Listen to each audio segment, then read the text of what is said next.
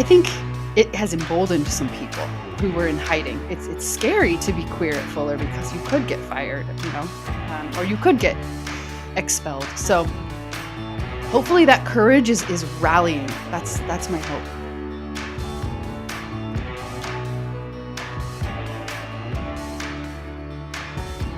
This is Down to Earth Conversations, where we hear from ordinary people who are helping to bring a bit of heaven down to earth. Kia ora, welcome to another episode of Down to Earth Conversations with me, your host, Andy Dixon. Thanks to all of you who have listened to or shared my conversation with Sophie Fasi-Mohinoa in the last episode about making a stand for peace in Palestine. And I'm sure, like me, that you have read and watched and absorbed the events over in Gaza over the last 4.5 months with grief and horror. It started with a horrific murder of around 1,200 Israelis by Hamas on October the 7th, and that has been met with the horrific murder of nearly 30,000 Palestinians by the Israeli military, and that number is rising every day. Right now there's even 1.2 million displaced Gazans sheltering in Rafah city, which is where they were told to evacuate to, and that city is now facing its own bombardment and looming ground offensive. Christian leaders in Palestine have called on the global Christian community to respond to the devastation in Gaza. And so this Lent, Aotearoa Christians for Peace in Palestine, the group that Sophie is involved in, are inviting you to join in a Gaza ceasefire pilgrimage. Following the lead of episode 33 guest James Harris, who walked his own pilgrimage at the end of last year, there are now over 116 cities around the world where Christians, Jews, Muslims and others are walking the length of Gaza, that's 41 kilometres, in an act of protest and prayer. The prayer is that this Lent, as we meditate on the life and passion of Jesus, we might deepen our solidarity with what our Palestinian sisters and brothers are experiencing daily. The pilgrimages are also a chance to fundraise towards healthcare, development support and peace building in Israel-Palestine. There are 4 core demands that the Gaza ceasefire pilgrimages are calling for: enduring and sustained ceasefire, immediate flow of life-saving food, water, aid, fuel and humanitarian assistance, release of all hostages, both Israeli hostages held by Hamas and Palestinian hostages held by the Israel prison system, and also the end of occupation so a just peace can begin. If you're outside New Zealand and would like to see if there's a pilgrimage near you, check out GazaCeasefirePilgrimage.com, which I'll put a link to that in the show notes. If you're in New Zealand, then check out commongrace.nz. But the key dates for that: Ototahi has a pilgrimage on Saturday the 9th of March, followed by Tamaki Makaurau and Whanganui, who are both on Saturday the 16th of March. And then Pōneke, Wellington, you are on Maundy Thursday, the 28th of March. So check those out if you would like to do something practical to support those under assault in Palestine. But to today's episode, I had a conversation in mid-January with Ruth Schmidt in California, just 2 weeks after she was fired from Fuller Theological Seminary for standing up for what she believed in. In the weeks afterwards, Ruth publicly shared in what I thought was a respectful and hopeful way, looking to stand against the injustices she saw and invite decision makers into conversation. We talk about what happened and why, and about Ruth's feelings throughout all this, her hopes for the situation, and the courage she has seen rise up in others. You may not know of Fuller, but this conversation goes to something much bigger than this one institution. It's about justice, it's about coercive power, it's about listening to those who are different from you, and ultimately, it's about love and how we show it to one another. This is episode 87 of Down to Earth Conversations. Here's Ruth Schmidt.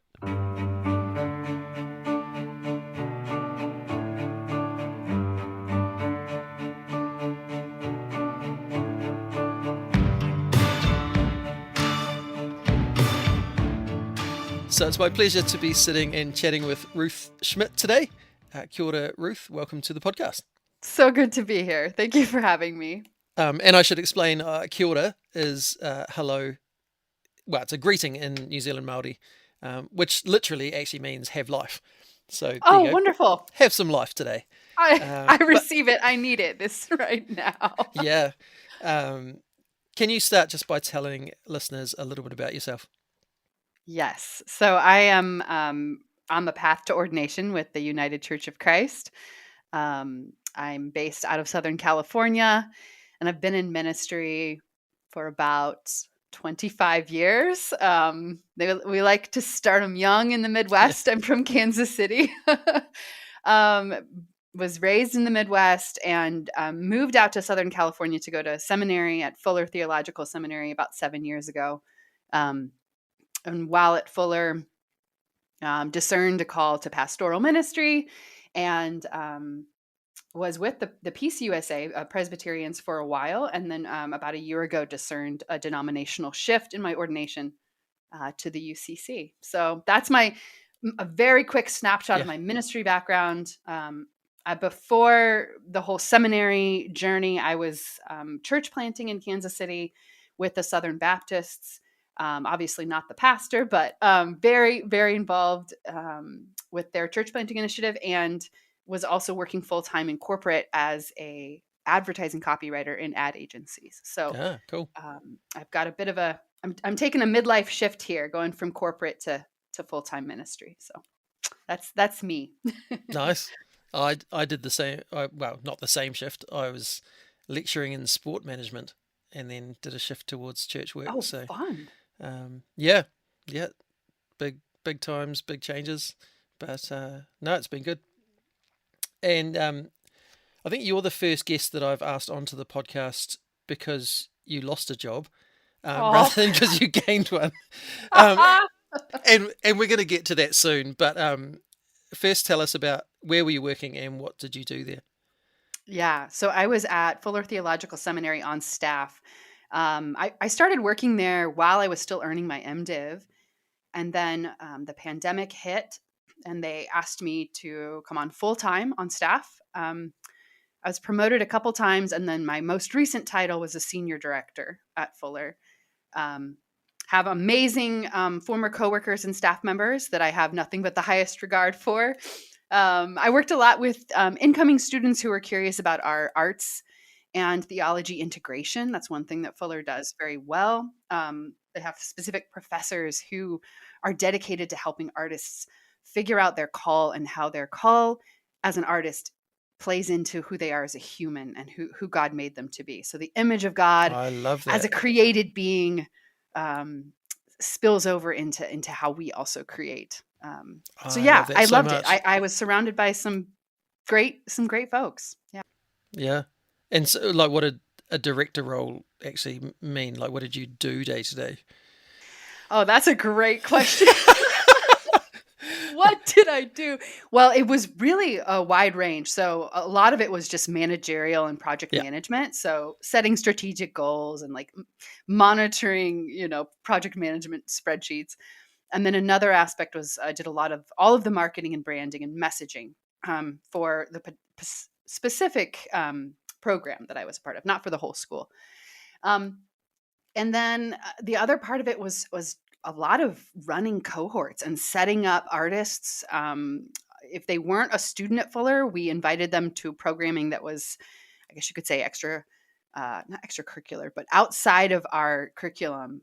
We still invited people in to be theologically trained. So getting cohort set up, we had a yearly cohort for artists who would journey with us for about a half a year. So a lot of communication, a lot of back and forth, a lot of planning.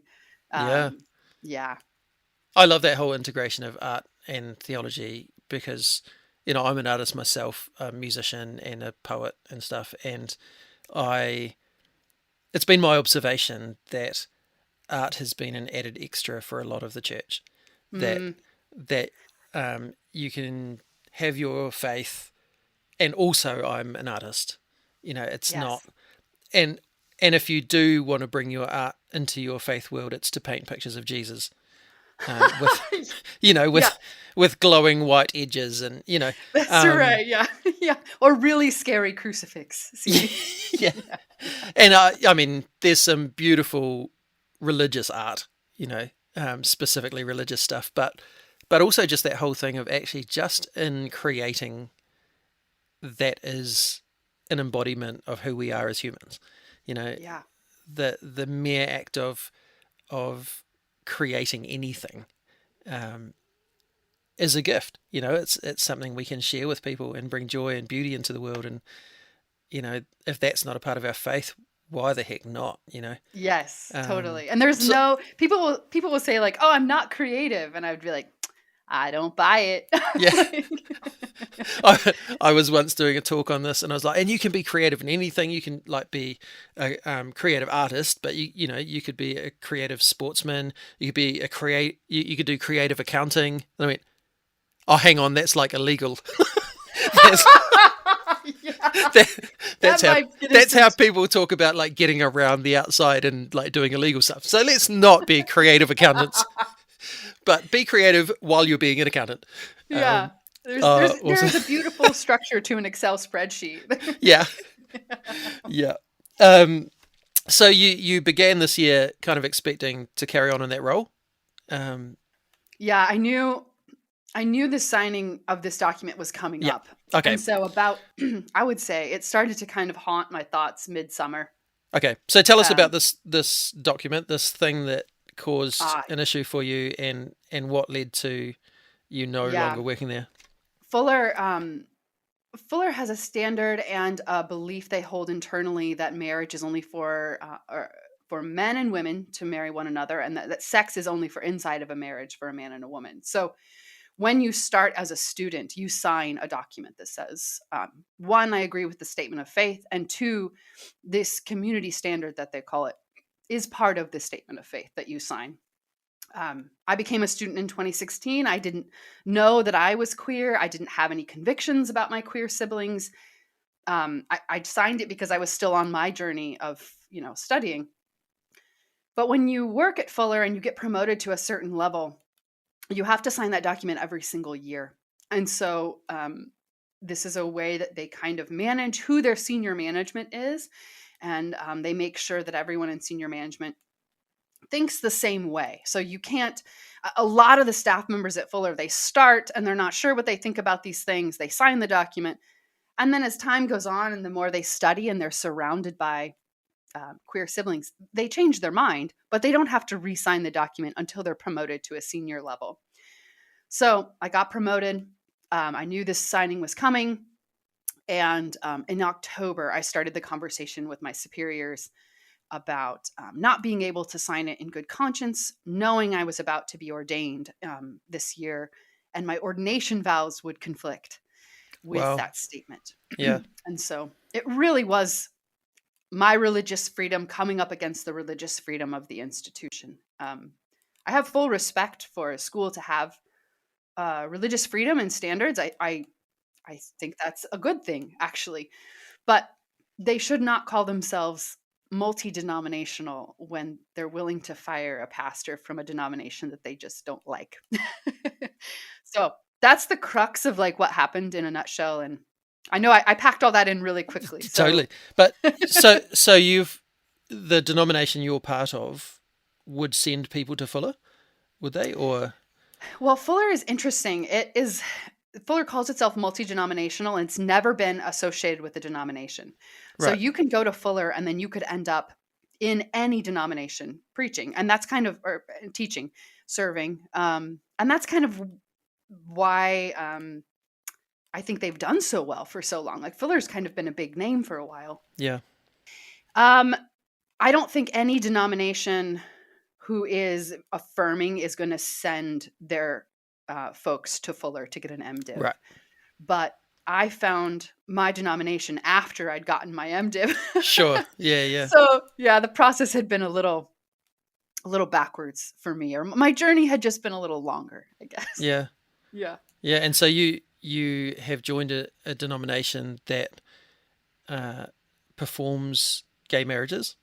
Yeah, the UCC is very affirming. They were the first denomination to have gay clergy, and I'm very proud to be associated with them. And when I do take those ordination vows, part of that will be to be able to perform weddings for gay folks. And it just didn't sit right that I would sign a document saying, yes, I'm going to sign off on this, almost a caste system for Christians where some Christians can get married and some Christians can't. Yeah. So I just saw it coming and knew that it was a conflict with my integrity. And I think the integrity thing's huge in this conversation because you could have easily just signed it to keep your Yeah. job, couldn't you? I think a lot of people at Fuller are just signing it to keep their job. They're going, this doesn't mean anything. I'm just going to sign this bit of paper and then live like that bit of paper doesn't exist. Exactly. But Yeah. for you, that felt too inauthentic. Yeah. And it just also, I'd been around the school long enough. Like Fuller has been sued by gay and queer students year after year. This is not a new conflict at Fuller. And Right. I think I also saw that there was a lack of integrity within the school, that they are projecting a very inclusive, very warm, and all voices matter type of environment. But then when you get down to the practice and what they're willing to do, they're willing to kick out students and they're willing to fire employees. Um, and so there's a conflict there. Plus, they're also getting money from affirming denominations in partnerships and business deals. So you shouldn't be making money off of something that you're willing to fire an employee off for. Yeah. Yeah. Yeah. So there's a whole lot, like a bigger picture thing for you where you went, actually, there's some stuff here that's not right and I can't just put my name to that. Which is, I mean, I want to honour you for that because you knew that was going to come with consequences. Was it, you said you started some conversations back in October. Was there any fruit to those conversations or was it just, no, this is the line, tow it? There was, I will say, so there were three superiors above me before we engaged with HR. And I will say all those conversations were handled with kindness and grace. There were, I would say, thought provoking conversations came out of it. And also difficult conversations. Difficult because I think I was shining a light on something that most people had been pretty comfortable finding a way around. Um, there are folks who are ordained at Fuller, teaching and working on staff, who go to affirming churches, but they've found a way in the semantics of the language to sign a document that excludes their queer siblings. And so I think having to be faced with that, it was uncomfortable for folks. It was uncomfortable for me. Yeah. But, to have to think that through when it's just kind of been accepted as, oh, it's just the status quo. Um, yeah, it was difficult. I genuinely wanted to come to the table with the school in a way that would respect them and respect me.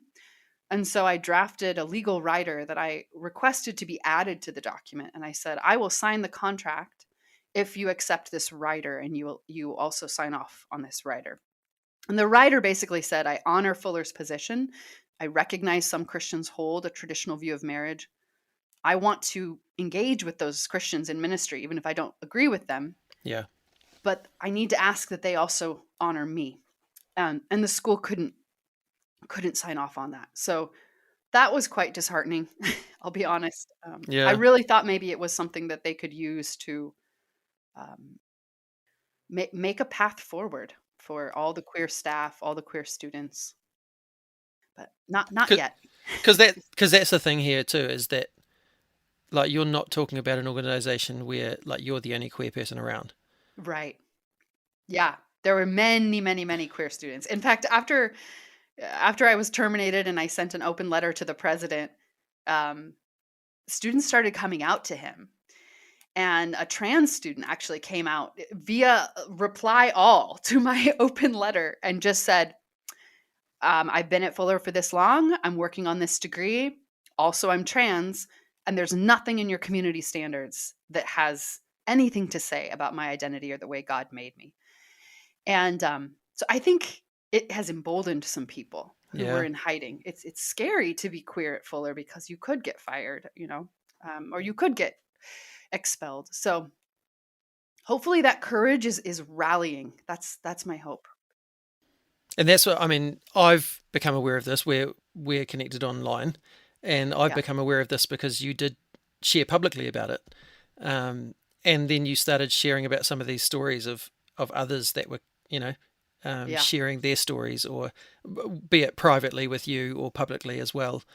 Um, and one of the reasons I wanted to talk to you was because I could see how your actions had given permission to others to be who they are, which I think is a really beautiful thing. And, it costs you a lot to do that, but there is good fruit coming from it.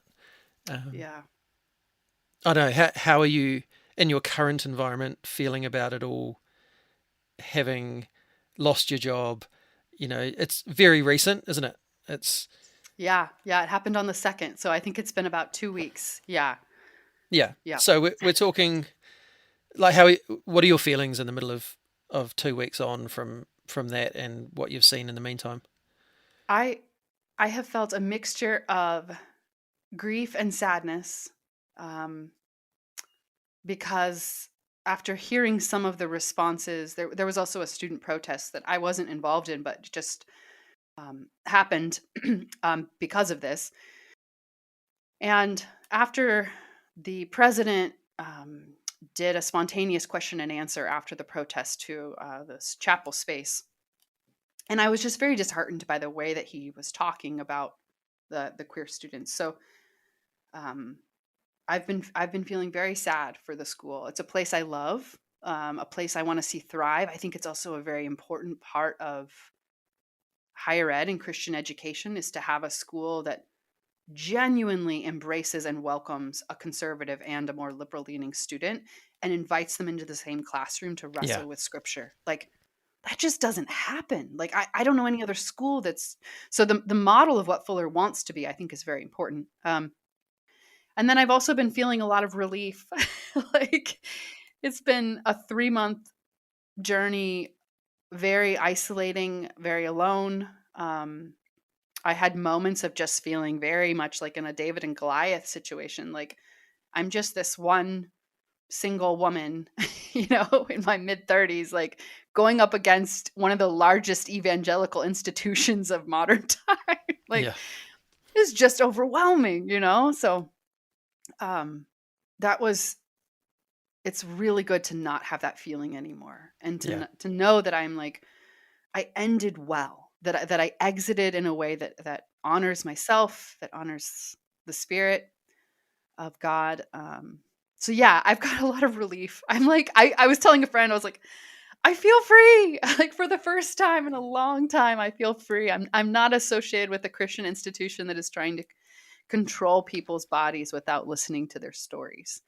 Um, and that feels good. So I'm in the process right now of trying to release it because there's still a lot of energy happening on campus. The students are very worked up. There's, in a good way, there's a lot of petitions going on. The board meets this week, actually. I think as people are listening to this, it'll be in the past. So it would have been on the 22nd of January that the board met. So I'm trying to let it go and let the students take over because it's their journey now.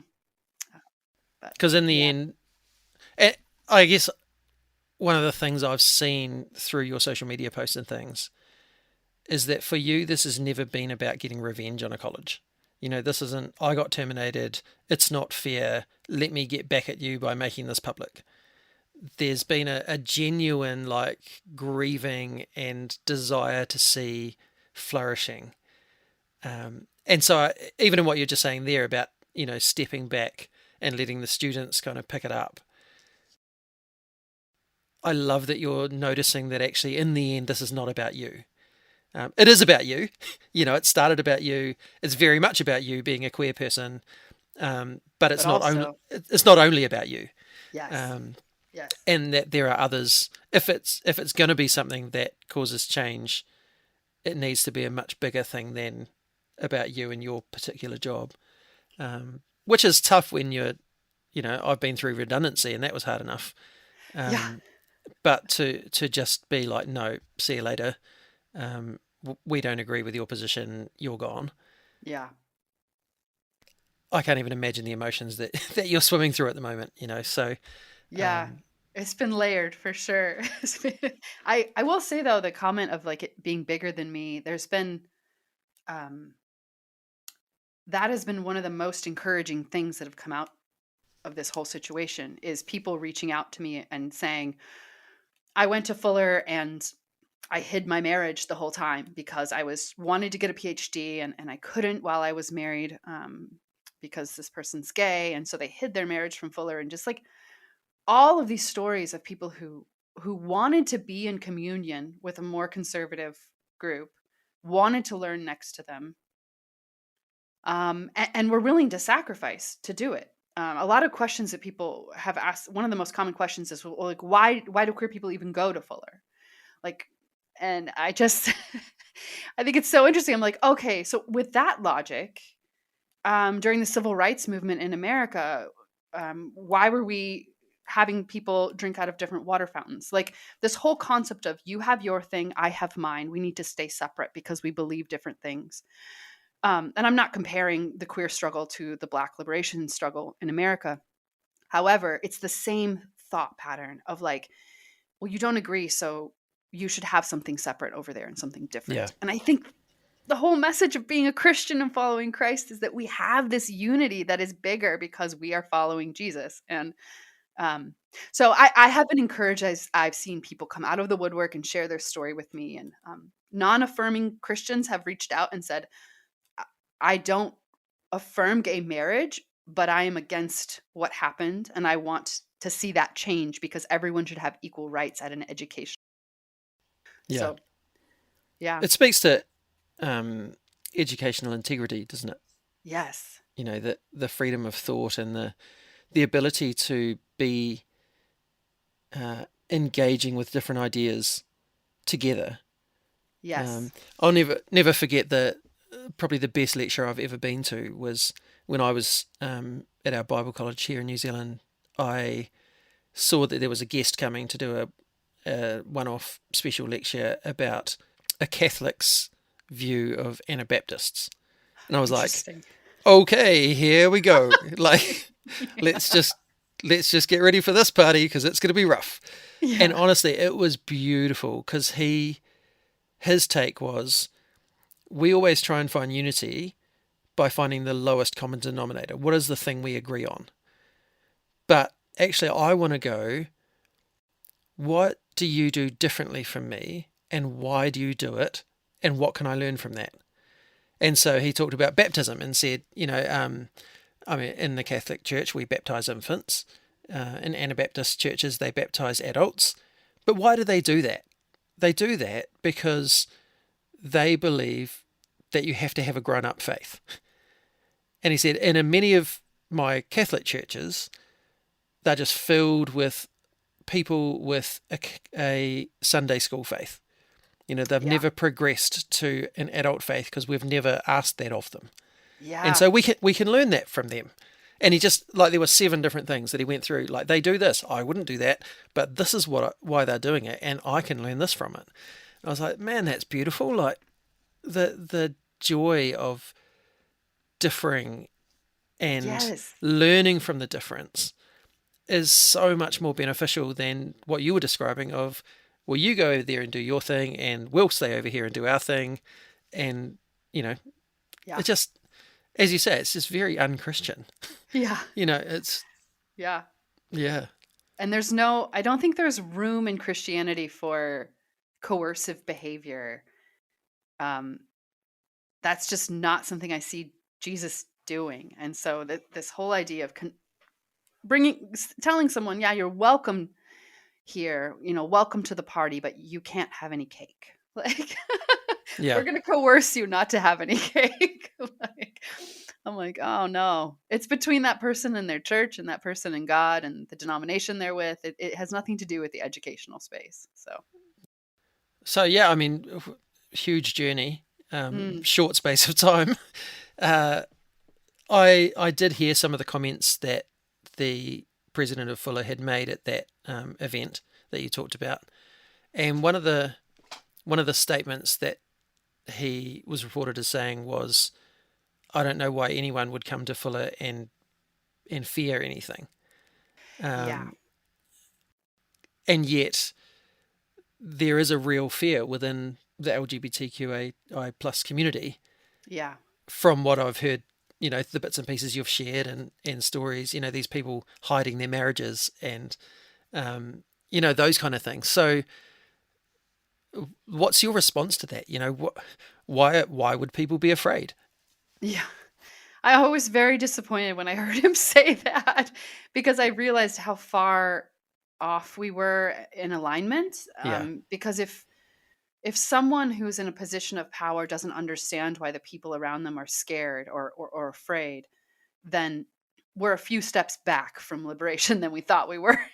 Yeah. And I think the fear is something that we felt, and the people who are still on campus that feel it every day. They walk into their classrooms, lesbians walk into their classroom knowing that they can never talk about their girlfriend. They can never share a photo. They can never share that part of their life. And if anyone were to find out that, they'd taken a vacation with their girlfriend, let's say, that could very likely get them expelled. And when you look at how much money especially the psych doctoral students, they're spending so much money investing it up front, and hoping to be able to pay it back as they're working as therapists.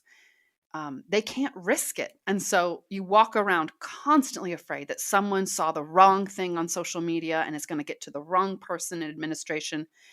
And that, just like what happened to Joanne Maxon in 2019 when she was expelled, the wrong person saw the wrong document and just decided to make her life a living hell. And so we hear these stories, and you walk around with that story constantly playing in the back of your head. And with staff members too, like there are so many people I know who have put marriage on hold, have not dated as much as they would want to because they've got a good job at Fuller and they like where they work. So I think that whole idea of like losing our livelihood, losing our education, completely uprooting our lives, losing an investment of tens of thousands of dollars, like that is what embodied fear feels like on the campus at Fuller. Yeah. And my heart goes out to the people who are feeling that today. It's happening Yeah. right now, And so these students that you're talking about that are petitioning and doing these protests and things, that's actually very risky for them. Yes. Extremely risky. Yeah. I'm very grateful that there are some straight allies at Fuller who have realized that they have a privilege and have really put their necks out to speak out on this because they've got nothing to lose. Yeah. Yeah, and that's it too. It's going, actually, I could, like, for me as a straight white guy, I could easily just not engage in this conversation because it doesn't affect me personally. Yeah. And and yet it now does affect me personally, because having done all the work to become affirming and realize that actually I think this is where Jesus would land on this issue. Since that point, my wife has come out as bisexual to me. Oh, wow. And we had to wrestle with, what does that mean for us? And in the long term, it means not a lot because she would still choose me, so that's great. Yeah. But it's a part of her that she's able to recognize and be honest about, that she hasn't been able to in the past. And then one of my daughters has come out as gay. So Wow. it's within a week of each other. Actually, it was. Oh my goodness. But it was like we got to that point where actually that it felt really normal when it happened. Yeah. And so I go, well, actually, when I did the work to realize what other people's lives were like and what they were risking in life and the way that they were being treated by the church and affiliated organizations, that I could have easily just not engaged in that. Yeah. But having chosen to do that, I then find that there are people in my own space that are part of this. And I think that must be true for so many people, that they don't realize that if they're in these churches that and institutions that don't allow the freedom to explore who you are. I've had people say to me, I don't know any gay people. It's like, You don't know any out gay people. That's Like, right. We're you know, always around. yeah. And that's a something that I've come to terms with, is that actually there have been gay people in every church I've been in. Yeah. I just didn't know because Yes. they weren't allowed to be. Yeah. And they were hiding it, and they were terrified that it might get exposed and there would be consequences for that. And, that's what I hear you talking about with this whole Fuller situation. It's, a lot of New Zealanders will have never heard of Fuller before. I have, because I've been through theological education, and there's, stuff that's come out of Fuller that I would have engaged with. But most people listening to this podcast have probably never heard of Fuller before. And yet it's not actually the point. The point is that we've got this institution that, particularly the one you're talking about, is one that's trying to bring conservatives and liberals and, people with differing viewpoints together. Yeah. And yet this is one area that just they can't get across the line on. Yeah. And it's causing so much grief for so many people. Truly. And like you say, people could say, well, why do they go there? But why shouldn't they be able to go there? Exactly. Especially if they belong to a denomination that's supportive of this. But even regardless of that, why shouldn't people just be able to go and study that and learn and grow and not be afraid that people finding out something about them is going to cost them everything? Yes. Yeah. And what's really disappointing, I think, about Fuller now is that, and this is probably true at lots of churches or educational institutions that are leaning conservative, is it's actually the board of trustees that is controlling all of these issues, these personal issues. It should be between the person and their church, or their person and God. And now the imbalance is so great that I genuinely think, and this is not all just like data in my head, like some of it's comes from surveys that have been taken, that the school itself and the student body and the professors and the staff are so far removed now from the board. But the board is afraid that less money will come in if they become affirming, or at least if they stop penalizing. Yeah. And that's so, the thing, is you're not even asking them to become an affirming college. right. Yeah. You're just asking them to not be dicks about it. Yeah. Yes. I'm like, just please stop penalizing one group for following what their denominations say. Yeah. Yeah. It's too, I pray and I protest that the board will see the discrepancy and stop acting out of fear, and honor the denominations that are ordaining queer clergy. Yeah. Jumping back quite a bit, you mentioned that, like, when you first signed the document as a student, you weren't aware of your own queerness at that stage. What has that journey been like for you? Yeah, wild. Because I'm imagining you came from denominations where that wouldn't have been okay. Absolutely not. Yeah, or absolutely yes. Yeah. Yeah. I was raised incredibly conservatively, like a borderline like cult. Just head coverings for some women in our church, and like skirts to the ankles, and everybody was homeschooled, and like I was like the rebel who wore jeans, that type of that type of Christian environment. And you're going to hell because of it. That's right. Yeah. I was like, oh, please let me have my Levi's. Yeah, so it was quite a journey. And I think because I was raised so conservatively, there just wasn't even a space in my brain that, one, I didn't know what gay people were. And two, I didn't know how to see it in myself because I'd never trusted my own voice. Like authority is so, so important in those high control religious environments. And so I was very good at submitting to authority. And therefore I was very, very bad at hearing the image of God that had been put in me and the Holy Spirit in my own heart. Seminary helped change that. I got to seminary at Fuller and took a human sexuality and ethics course. And I'll give it to Fuller. They know how to pull an amazing class together with fantastic professors. And because of that, I got to see reflected back to me Christian theologians who were queer and affirming. And so in that class, I really came out and realized that I was bisexual. So Fuller brought this on them. So That's fascinating that like a Fuller class yeah. is engaging with queer theologians. Yeah. They actually, when they got sued, the lawyers told them they had to pull that class from the roster because it was too much of a legality issue to be. You can't be sued for something and then also be teaching it in a course. So Wow. yeah, yeah. I think I took one of the final offerings of that class ever in Fuller history. That's wild. Yeah, it's too bad. Oh, yeah. Anyway, sorry, I interrupted. So that class was one Yeah. where you kind of became awake to yourself. Yes. Yes. And it turns out, looking back, it's so funny. I'm like, other classmates, we look back and we're like, that whole class was gay. Like we all ended up in the same class. We were like looking left and right, and they're like, this is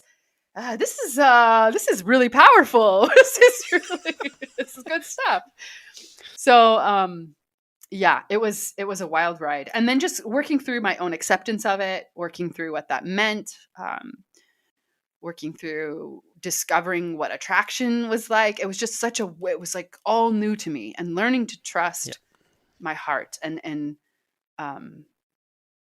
yeah, and the voice, like genuinely knowing that I was made in the image of God, and that the spirit of the living God was inside of me, and that was enough to have a conversation and figure out who I was. I didn't need an authority figure telling me this is who you're supposed to be, or this is what you're gonna be, or so yeah, it was a bit of a journey, but it's been great. And I was out at Fuller for a long time. I was dating women, I was dating non-binary folks while working at Fuller. Like I decided to be very upfront about it, because that was a big part of my integrity. I was like, I'm going to live out who I am because I answer to God at the end of the day. I don't answer to the Fuller Board of Trustees. And I think that's a scary thing to do, though. There's a lot of students and staff who can't risk that. So I don't fault anyone for not being out. Yeah, right. Yeah. I think one of the things, again, hearing your journey compared to, well, sitting alongside others I've talked to, there's this perception in conservative Christianity that if you choose to become gay, which is a whole language thing, it's because you're choosing to walk away from God. And that's just not been my experience as I've engaged with the gay community. Yeah. Yes. That actually some of you all have had to fight more for your faith. And your journey of coming to a realization of who you are was a part of your journey of faith, not excluding your journey of faith. Yeah. Right. In fact, it informed it. Like, the more I studied the Bible and the more I studied theology at Fuller, the more convinced I was that God made me queer. Like, yeah. Not what they had in mind, I don't think. Yeah. Yeah. And I think that's really good for people to hear that might be on the fence about this. Yeah. That actually, for so many queer Christians, this is not an issue of abandoning faith. Yes. And in many cases, it's the opposite of that. It's a running to faith and being authentic about who you are to allow you to do that. Which is just not the thing that I was told, Right, yeah. by all the straight people that had never met a gay person, like, right. I mean, I grew up assuming that gay and debauchery were the same kind of word. Totally. Yeah. And then I ended up working in a sports lecturing department where there was like about 17 of us, and I think 12 were women and 9 were gay. So wow, yeah. And they were amazing humans, Yeah. like that was the start of it. So that was 20 years ago. Yeah. That was the start of my journey of going, what I've been taught about this isn't what I'm seeing. Yes. So what now? Yeah. And it took me a long time to find places to ask the questions. But it's one of those things where once you start pulling at little threads of your faith, you realize that actually some of it needs to be pulled a bit more and unraveled so that it can be put back together in a new way. I've a guy I've had on the podcast, he's a writer and poet, Joel McKerrow from Australia, and his book is called Woven, and that's part of his analogy of his faith journey, is these pulling at the threads and then the weaving together of the best of what he'd grown up with and the best of what he'd discovered, and yes. weaving that into something new. That not just pulling at a thread and finding everything had unraveled and there was nothing good about what he grew up with, but going, no, actually there was some great stuff and some really toxic stuff. And how do I leave that and weave it into this beautiful acceptance and love and stuff that I'm discovering? And gold. Yeah. I really think that there are things about my upbringing that I am just so incredibly grateful, that the sense of hospitality, the sense of compassion, like there are things that I wouldn't change despite how bad some of it was.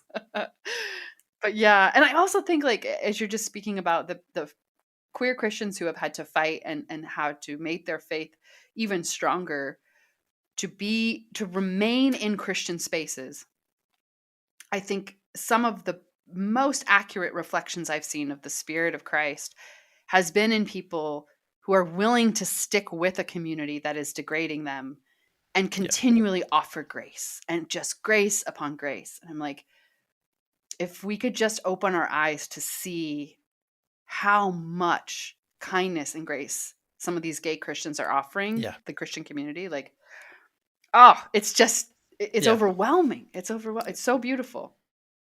So as we come near the end, with all of the stuff that's happening around Fuller and your sharing of your journey, what's your hope from here on? My hope for the school is that the Board of Trustees would listen to the students, that they would listen to the petitions, and that they would not change their policy, but that they would start to honor all students and stop penalizing people for going to different denominations. My hope for myself is that I begin to regain the dream that I know God is extending to me about what it looks like to be outside of Fuller. This is the first time in my adult life I've been outside of a high control religious environment. Wow. And so I've got some really good internal self-work to do. I've got some good therapy hours ahead. Yeah. And I'm excited about it. I think it's going to be beautiful. It's only going to get better. And I feel like I ended well, and that meant a lot to me. So. Yeah. Oh, thank you so much for taking time to talk to us today. Thank you for sharing your story and doing so really vulnerably. And I guess on behalf of all those who are on Fuller, on the Fuller campus, that have been empowered by this, a huge thank you. Thank you for what you're doing to bring a bit of heaven down to earth. Oh yeah, of course. Thank you for allowing me to share my story. It's been an honor. Hello, hello heaven. Will I hear you whisper to come near? I'm so grateful to Ruth for sharing her experience with us, especially when it was so raw. Since we recorded, students and staff at Fuller have continued to call for change, but change is yet to be seen. Regardless of the outcome, I'm so proud of the stand Ruth made and the courage she has given others to be themselves and to know that they are loved. Ruth, thank you for who you are and for what you do. Here is a blessing for you. Ruth, as you look back on your time at Fuller, may you see beyond a disappointing ending to a journey of self-discovery, of deepening faith, of friendships, in a time that has left a legacy. May you know that in staying true to your convictions, you stood for what is right, and that in doing so, you showed others that they matter and that they are loved. May you continue to be someone who hopes for change, who believes in love, and who finds ways to express both, even when the path forward is challenging. May your ordination journey be a deeply meaningful time, and may the churches that you serve and lead support you in your fullness and know that they are loved just as they are. Lastly, may you know that you are seen, you are heard, and you are loved. Thanks to Strawn for the music and Rangi for the karakia. Join me next time when I talk to Courtney, Sandy and Graham from Voice of the Martyrs about the work they do to support Christians in persecution around the world. We talk about the sheer numbers of Christians in danger around the world, what those Christians want from Christians who are living in more safe places, taking risks to support others, and ways that we can all show love to those in hard places. There are also stories of love and forgiveness that will move you in your deepest being. Until then, me inoi tātou. E tō mātou matua I te rangi, kia tapu tō ingoa, kia tau mai tō rangatiratanga, kia mea te tau e pai ai ki runga ki te whenua, kia rite anō ki tō te rangi. Humai kia mātou ai nei, he taro mā mātou mō tēnei rā. Muro o mātou hara, me mātou hoki e muru nei I o te hunga, e hara ana kia mātou. Aua hoki mātou e kawea, kia whakawaia, engari whakaorangi a mātou I te kino.